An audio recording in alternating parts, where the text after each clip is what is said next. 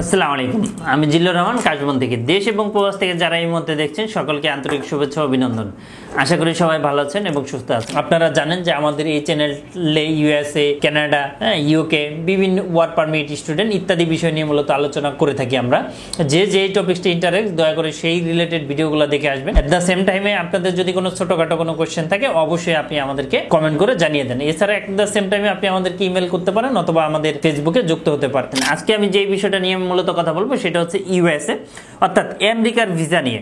অনেকে জানতে চান যে আসলে সহজেই আমেরিকার ভিসাটা কোন কোন দেশ থেকে পাওয়া সম্ভব অথবা কোন দেশ থেকে ইন্টারভিউ ফেস করলে খুব দূরত্ব পাওয়া সম্ভব এবং ভালো হবে কিনা। অনেকে জানতে চান যে বাংলাদেশে তো ইন্টারভিউ ডেটটা অনেক লেট, অর্থাৎ 1 ইয়ার 8 থেকে 9 মাস 10 মাস এরকম অনেক লেট হয়। তো এটা কি করা ভালো হবে নাকি আমি পার্শ্ববর্তী যে দেশগুলো আছে লাইক হচ্ছে দুবাই অথবা থাইল্যান্ড অথবা আপনি যদি হচ্ছে মালয়েশিয়া থেকে অথবা অন্যান্য দেশ থেকে যদি আমি ইউএসের ভিসাটা নেই সেক্ষেত্রে ইন্টারভিউ ফেস করলে কি ভালো হবে না বাংলাদেশ থেকে করলে ভালো হবে। তো এইটার ব্যাপারে মূলত আজকের আলোচনা। যাদের ইমার্জেন্সি যাওয়া প্রয়োজন আমেরিকাতে অথবা যাদের ইমার্জেন্সি মানে ইন্টারভিউ ডেটটা বা খুব কম সময়ের মধ্যে দরকার, তারা কিভাবে কোন দেশ থেকে করলে ভালো হবে বা কি আসে বিষয় সেটা নিয়ে মূলত আলোচনা। তো যাই হোক, পুরো ভিডিওটা না টেনে আপনারা সম্পূর্ণ ভিডিওটা যদি দেখেন সেক্ষেত্রে ক্লিয়ার হয়ে যাবেন যে আসলে কোন দেশ ভালো হবে বা কোথা থেকে দাঁড়ালে বা কোথায় ইন্টারভিউ দিলে আপনার জন্য ভালো হবে। তো যাই হোক, কথা না বাড়িয়ে চলে যাই মূল আলোচনায়। আপনি কি দেশ এবং দেশের বাইরে প্রোডাক্ট পাঠাতে চাচ্ছেন? আত্মীয় স্বজন বন্ধু বান্ধব বিদেশে রয়েছে, তাদের কাছে আপনি উপহার, গিফট অথবা কলেজ ইউনিভার্সিটির জন্য ডকুমেন্ট পাঠাতে চান, কোনো বাহান্ন কোনো কুরিয়ার সার্ভিস খুঁজে পাচ্ছেন না?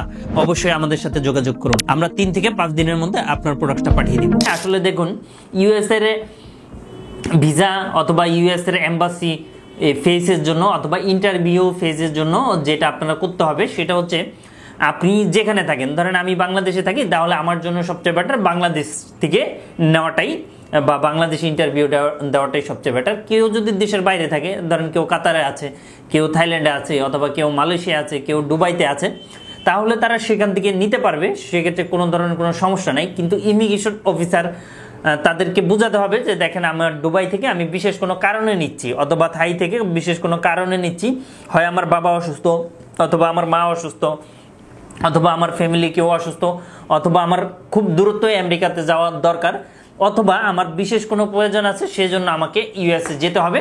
বাট আমি যদি বাংলাদেশ থেকে করি সেক্ষেত্রে আমার ইন্টারভিউ ডেটটা অনেক লেট, ধরেন অলমোস্ট 1 ইয়ার দেরি হবে।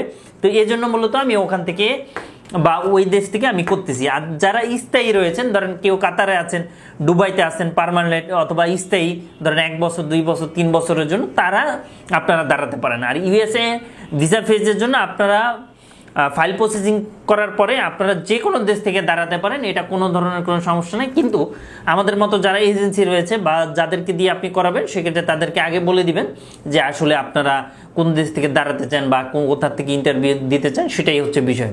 তো এই হচ্ছে বিষয়। আরও যদি আপনাদের কোনো মতামত অথবা কোনো কিছু জানতে চান অবশ্যই আমাদেরকে কমেন্ট করে জানান। তো সবাই ভালো থাকবেন। এতক্ষণ ধরে যারা আমাকে দেখছেন সকলকেই ধন্যবাদ।